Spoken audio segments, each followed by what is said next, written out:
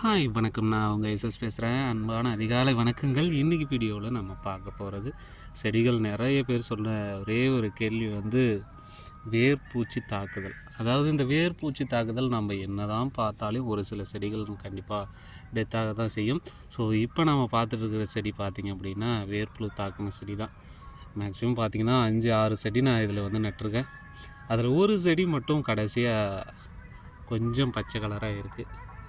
மற்ற எல்லாமே பார்த்திங்க அப்படின்னா விறகு மாதிரி உடந்து போச்சு. நிறைய பேர் கேட்குற கேள்வி என்னென்னா, என்னுடைய செடி சுத்தமாக காஞ்சி போச்சு ப்ரோ, என்ன ப்ரோ பண்ணுறது அப்படின்னா, இந்த மாதிரியான பிரச்சனை தான். இங்கே பாருங்கள்,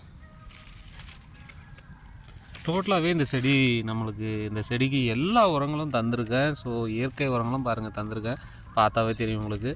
ஆனால் இந்த ஒரு செடி மட்டும் நமக்கு பச்சை கலராக இருக்குது. இந்த ஒரு செடி நம்மளுக்கு உயிர் வாழுமா அப்படின்றது சந்தேகம் தான். இந்த செடி கண்டிப்பாக இதனோட தாக்குதல்னாலே இந்த செடி டெத்தாக தான் போகுது. ஸோ நம்ம என்ன பண்ண போகிறோம் அப்படின்னா, இந்த செடியை டோட்டலாக எடுக்க போகிறோம். ஒரு சிலர் என்ன பண்ணுறாங்க, நான் எடுத்துகிட்டு நடணும் அப்படின்றத ஒரே ஒரு காரணத்தினால சொன்னதுனால என்ன பண்ணுறாங்க அப்படின்னா, இந்த செடியை எடுத்துகிட்டு உடனே வேறு செடியை நட்டுறாங்க. அது என்ன ப்ராப்ளம் ஆகும் அப்படின்னா, அந்த மாதிரி நடும் பொழுது கண்டிப்பாக நீங்கள் அந்த வேர்பூச்சி கண்டிப்பாக அந்த செடியின் அடிப்பரப்பில் கண்டிப்பாக இருக்கும். ஸோ அதனால தான் இந்த செடி இந்த மாதிரியான டெத் ஆகிறதுக்கு காரணம். ஃபஸ்ட்டில் பார்த்தீங்கன்னா ஒரே ஒரு குச்சி தான், இந்த ஒரே ஒரு குச்சி தான் காஞ்ச மாதிரி இருந்துச்சு. அடுத்தடுத்து பார்த்திங்க அப்படின்னா ஒரு குச்சி, 2 குச்சி, 3 குச்சி, அப்படியே செடி முழுக்க எல்லாமே டெத் ஆகிறதுக்கு ஆரம்பிச்சிடும். அதனால் ஒவ்வொன்றா இந்த செடி கடைசியாக இருக்குது அப்படின்னா, இந்த செடியும் டெத்தாக தான் போகுது. கண்டிப்பாக இது உயிர் வாழ போகிறதில்ல. அப்படியே உயிர் கொஞ்சம் கொஞ்சம் இருந்துச்சு அப்படின்னா கண்டிப்பாக சரியான பூக்கள் கண்டிப்பாக வரவே வராது அப்படின்னு தான் சொல்லுவேன். ஸோ அதனால் நீங்கள் இந்த மாதிரி ப்ராப்ளம், இந்த மாதிரி சுத்தமாக காஞ்சி போச்சு அப்படின்னா, இந்த செடி கண்டிப்பாக துளிர் வர போகிறதில்ல. அதனால் கண்டிப்பாக இதை தூக்கிட்டு வேறு செடி நடுறது நல்லது. அதே போல் கவனிக்கக்கூடிய விஷயம் என்ன அப்படின்னா, செடிகளை மறுபடியும் நடும்பொழுது தயவுசெய்து கீழே கொஞ்சம் வேப்பம் புண்ணாக்கு கரைசல் போட்டுட்டு நடுறது ரொம்ப ரொம்ப நல்லது அப்படின்னே சொல்ல வருவேன்.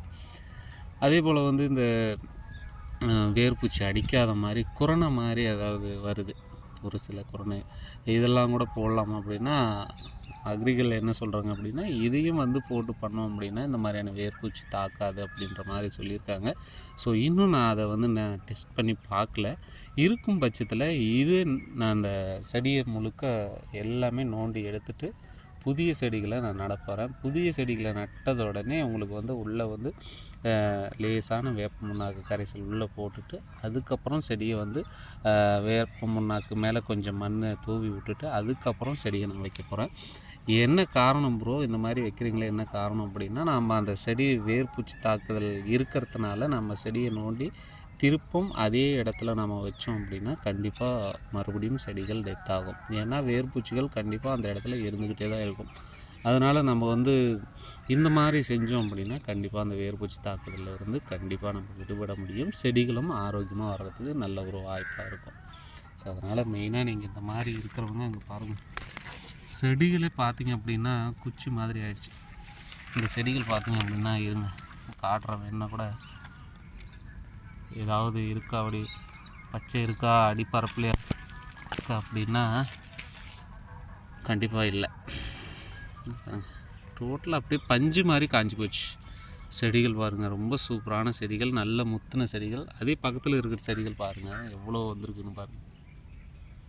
அந்த செடியும் நம்ம தாக்காது இருக்கணும். செடிகள் பார்த்திங்க அப்படின்னா பச்சை நிறமாக செம்மறையாக இருக்குது.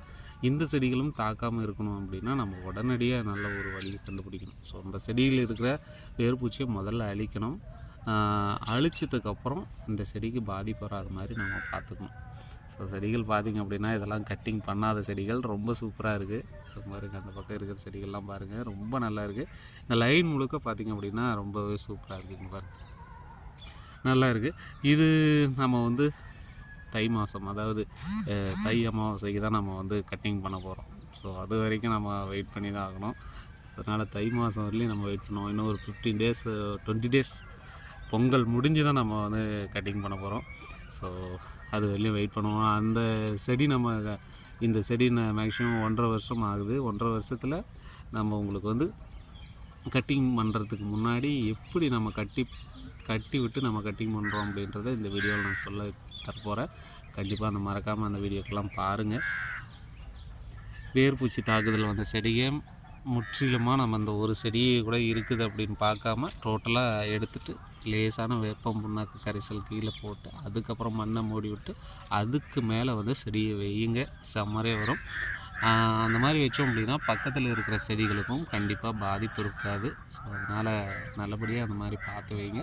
தயவுசெய்து அப்படியே அந்த வேர்ப்புழு இருந்த இடத்துல அடுத்து புளிவாரி திருப்பும் செடிகளை அப்படியே நட வேணாம். தயவுசெய்து இந்த தவறை யாரும் செய்யாதீங்க அப்படின்னு தான் சொல்ல வரும். ஓகே, அடுத்து ஒரு சுவாரஸ்யமான வீடியோவில் உங்களை சந்திக்கும் முறை உங்களோட மிருதுபடி வருவது முல்லை. நன்றி.